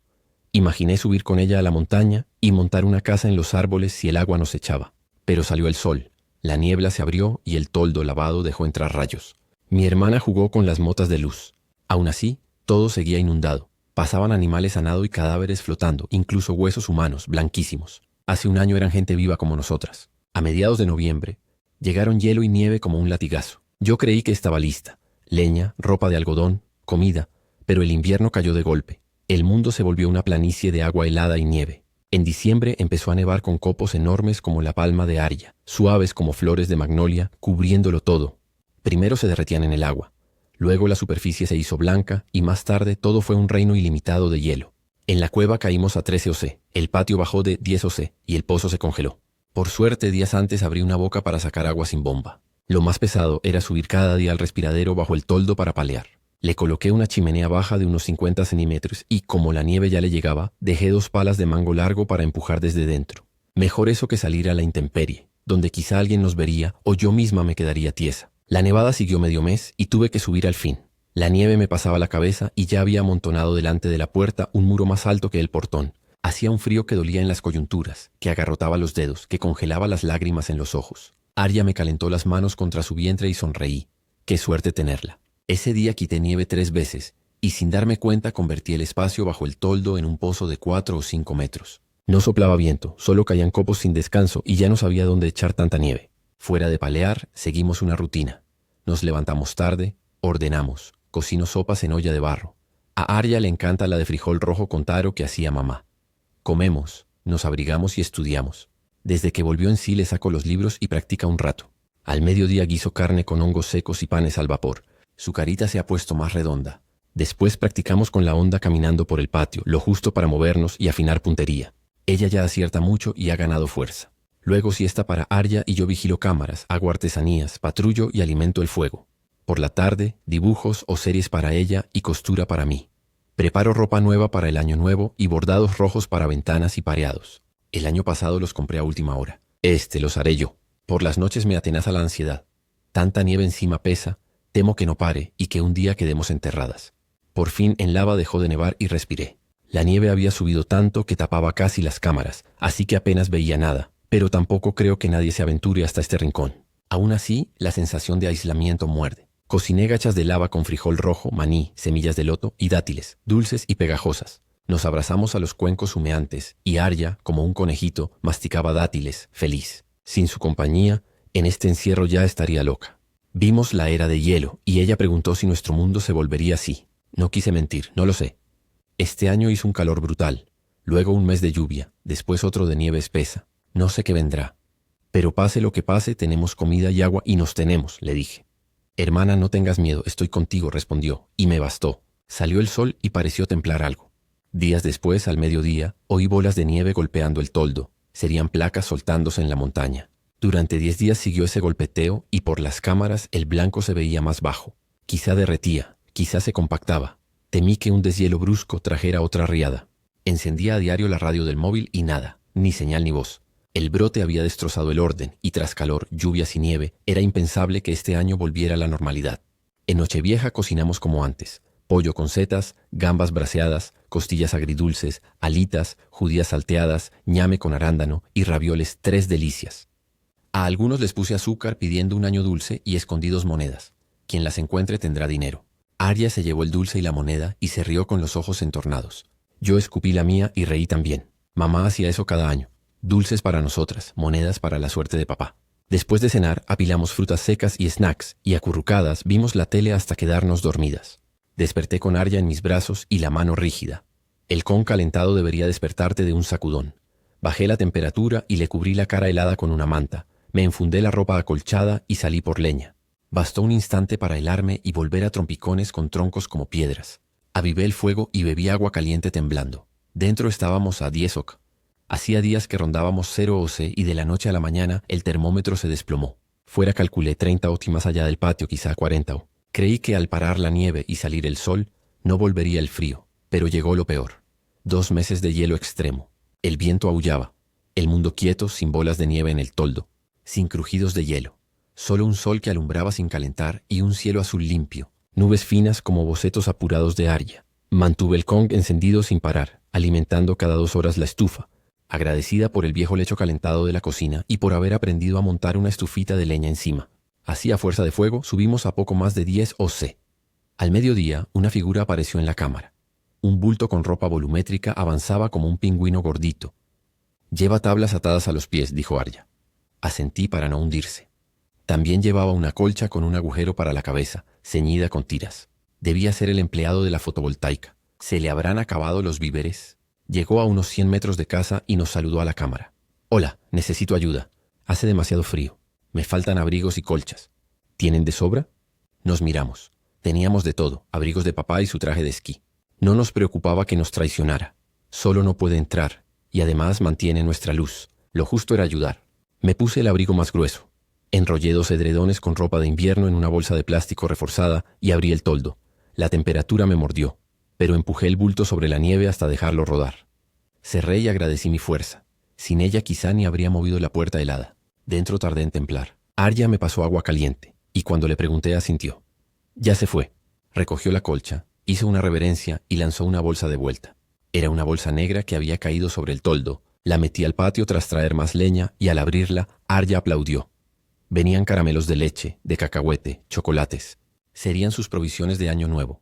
En casa casi no guardamos dulces. A mí no me van y a Arya le flojean los dientes, así que nos supo a fiesta. Ella me dio un chocolate y la dulzura le iluminó la cara.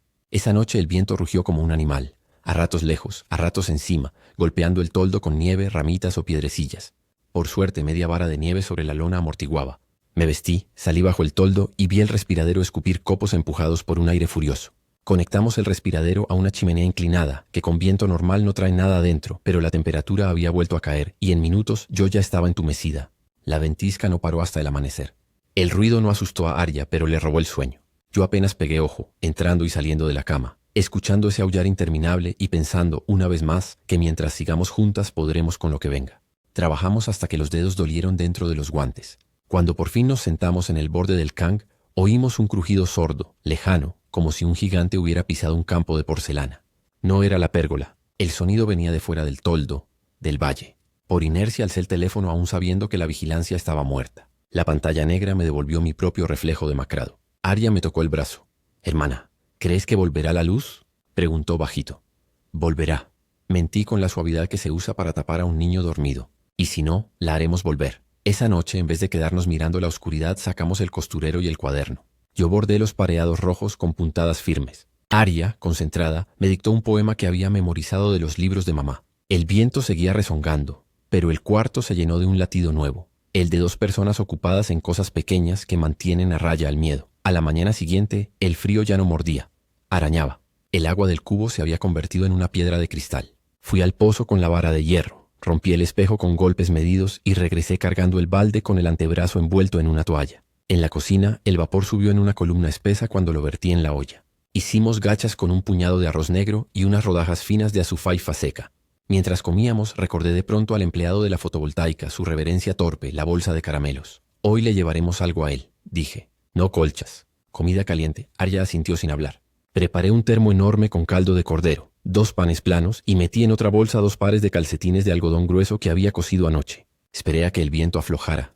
Medí el ritmo del aire por el silbido en la chimenea, y cuando dio un respiro subí al toldo. El mundo seguía blanco y alto, estriado por surcos que el viento había ahuecado como dedos. Empujé el paquete, lo dejé rodar y lo vi desaparecer en el borde. Minutos después llegó, arrastrándose entre remolinos, una silueta con las tablas en los pies. Recogió el termo, se lo pegó al pecho y, sin levantar la vista, alzó una mano en señal de agradecimiento. Con la otra dejó algo en el borde del toldo antes de volverse. Un sobre de plástico sellado. Dentro había un papel arrugado. Planta alta dañada. Baterías al 30%. Inversores bien. Se rompieron 2 filas en Colina Este. Si aguanta el viento intentaré reparar. No salgan. La ciudad. No vuelvan. Z. Y grapados al borde 3 fusibles nuevos chiquitos como dientes de leche. Guardé la nota en el estante de madera, junto a los pareados como si fuera un amuleto. No había noticias, pero había alguien que todavía escribía letras rectas. Eso bastaba para enderezar la espalda.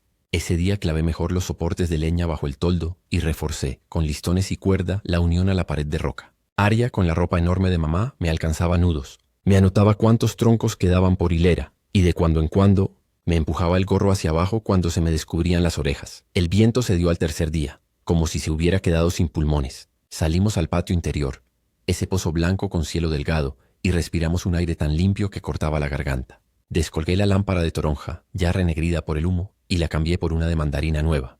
En la mesa extendí el mapa mental del pueblo y marqué, con granos de mijo, los lugares que había que revisar cuando el clima diera tregua: el respiradero, la malla de la chimenea, la puerta exterior, el pozo, las pilas de leña. Aria movió 2 granos y dibujó una línea ondulada entre ellos. Ruta corta, dijo. Menos viento. Ruta corta, repetí. Y no sé por qué me ardieron los ojos. La primera noche sin viento fue la más rara. El silencio, sin la máscara del bramido, dejó oír cosas pequeñas. El crujido del hielo acomodándose, el chasquido de la madera, el estómago de Aria pidiendo más sopa y, muy lejos, algo parecido a un motor agonizante. Me puse en pie descalza sobre el can caliente y en la penumbra alcanzó la mesa de la sala. Saqué la onda con la mira láser, no porque pensara usarla, sino porque me calmaba su peso exacto en la mano. Desde que papá me la puso por primera vez, cuando yo era un vendaval de 11 meses, aprendí que hay herramientas que enderezan la mente aunque nunca disparen. Al amanecer, un destello marcó el borde de la ventana. No era sol, era un brillo nuevo, metálico. Subí con cuidado. En la arista del toldo asomaba la esquina de un panel angustiosamente limpio, como si alguien lo hubiera cepillado con un pañuelo. Seth había alcanzado la colina y había devuelto al mundo un rectángulo de orden. Bajé con el corazón golpeando. Encendí el interruptor de la cocina por costumbre y... nada. Pero al rato, un clic profundo en el vientre de la casa vibró como un bostezo. La nevera no despertó. El inversor dejó parpadear un LED tímido. No era luz. Era el rumor de una posibilidad. Ese mismo día, entre sopas y puntadas, empecé la chimenea que la inquietud me había negado. No abriría un hueco. Levanté, ladrillo a ladrillo, un vientre de barro contra el muro oeste del salón, con un tiro corto que desembocara en la vieja chimenea inclinada. Tardé 2 jornadas en levantarla, con Aria amasando barro tibio con guantes y botas, como si jugara a tortas en una playa helada. La primera vez que respiró, su aliento subió en una cinta limpia, sin toser humo. Puse encima la tetera, por puro lujo. El metal cantó. Aria aplaudió en silencio y, como hacía de pequeña, escondió la cara en mi brazo. Por la tarde, cuando el agua del pozo volvió a ponerse dura y el cielo se pintó de un violeta bruñado que no recordaba, escuchamos pasos. No viento, no hielo. Pasos torpes arrastrados sobre nieve compactada. Nos miramos. No había cámaras. No había ojos que miraran por nosotras. Solo el oído afinado por meses de miedo. Apagué la llama. Cubrí la boca de la chimenea con la plancha y tomé la onda. Los pasos se detuvieron a unos metros de la puerta. No golpearon. No patearon. Un objeto tocó el toldo con 3 tacs separados, como si alguien dejara algo con cuidado. Esperé contando las respiraciones de Arya. Nada. Me subí apenas lo necesario para asomar una mano con el gancho de la pértiga. Enganché el paquete y lo arrastré hacia adentro, pluma a pluma. Era una caja de baterías portátiles, envuelta en plástico, con un cable y otra nota.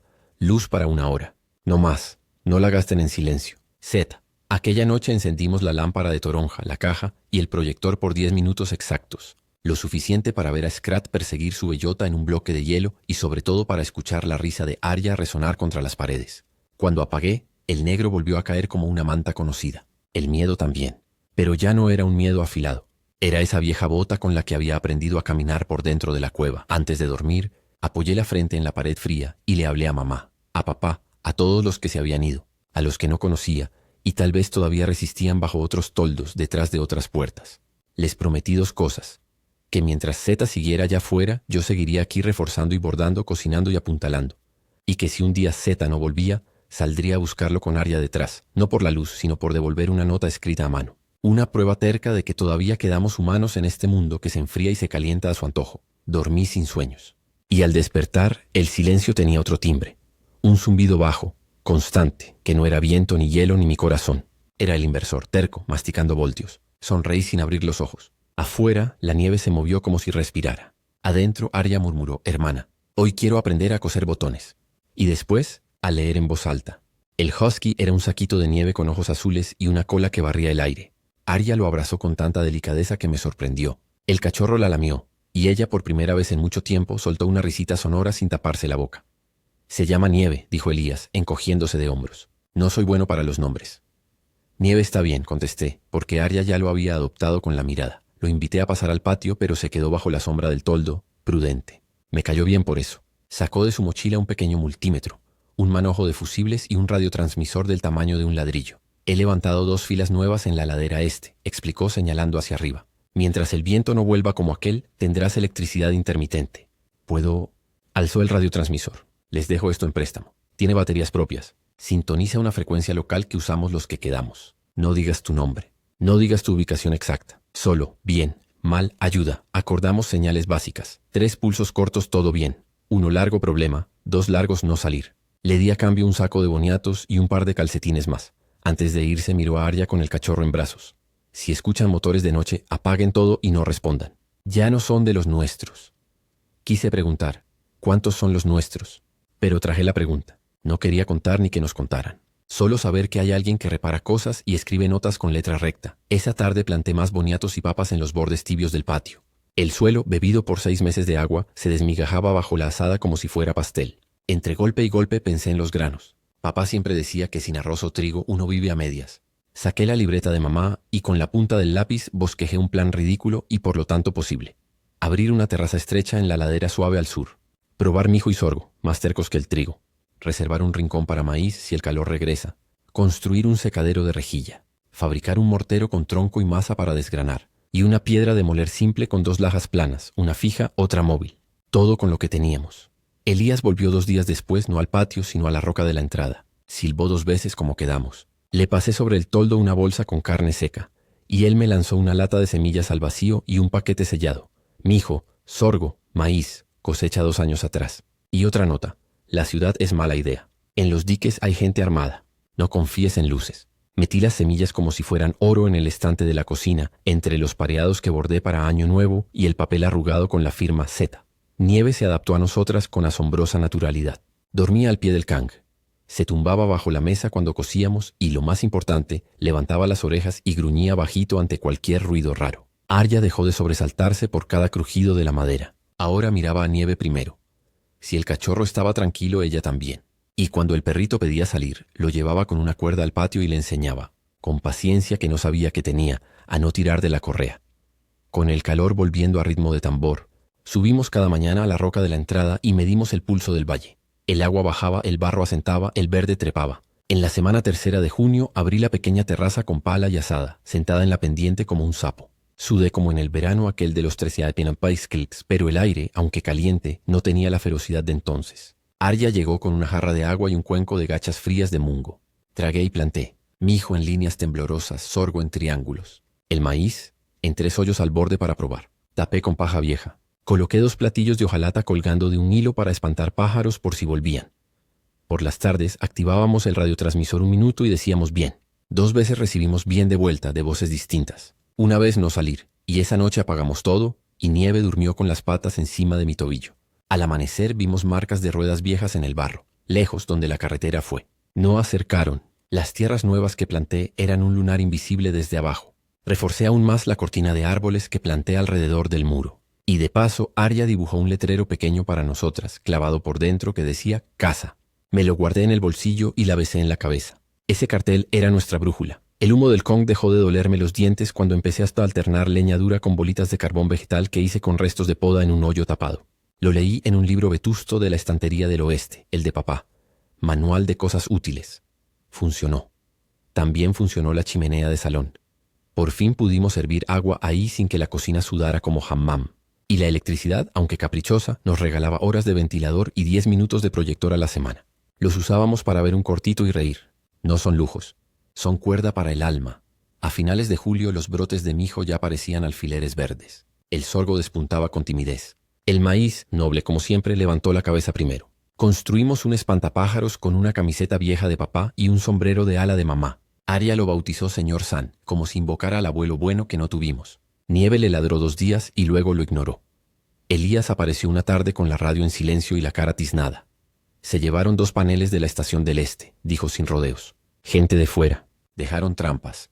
Ten cuidado. Si oyen silbidos 3 veces seguidas, no abran. Es señal de casa. Le di 2 panes, un frasco de mermelada de albaricoque y un paquete de ropa interior nueva cosida con retazos. Él dejó una dinamo de mano con linterna, oxidada pero funcional. Para cuando se vaya el sol de nuevo. Nos miramos como se miran los que no se prometen nada y, sin embargo, sostienen el hilo. Esa noche, después de cenar patatas con espinacas secas rehidratadas y un cuenco pequeño de caldo, Arya trajo su cuaderno. «Hermana, enséñame lo de los botones», me recordó. Seria, saqué la cajita de estaño, el dedal, el hilo torsal. Le enseñé a hacer el nudo de cola de cerdo, a entrar por detrás, a cruzar en 2, en 4, a rematar por dentro, a coser un ojal de hilo sobre un borde. Sus dedos, más torpes que con el lápiz, aprendieron a apretar sin romper. Cuando dio la última puntada, alzó la prenda como un trofeo. Nieve intentó morder el botón y Arya lo apartó con una risita. «Mañana, lectura en voz alta», dijo. «El capítulo de los viajes sobre hielo». «Y pasado sembramos la segunda tira de mijo», respondí. «Y hacemos un molino de mano». Y me detuve. No hay que prometerle al mundo demasiado. Apagamos la linterna de dinamo y nos quedamos tendidas escuchando. Afuera no había motores. No había viento asesino. No había golpes. Solo un zumbido lejano que tal vez era el inversor, tal vez el verano, tal vez nuestro propio pecho acostumbrándose a una calma extraña.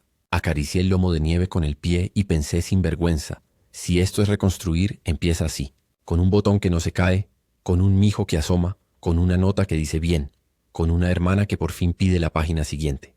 Ese verano, Elías volvió con canas en la sien y la misma risa tranquila. Traía pan negro con semillas y una botella de vino áspero que hacía toser a Nieve.